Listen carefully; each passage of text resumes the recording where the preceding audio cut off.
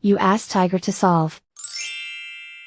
This deals with linear equations with one unknown. The final result is z equals 2.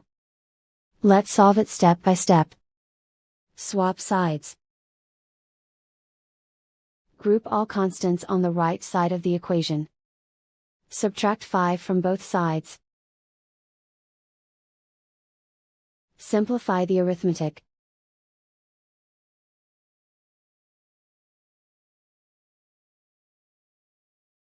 Isolate the z. Divide both sides by 3. Simplify the fraction. Find the greatest common factor of the numerator and denominator.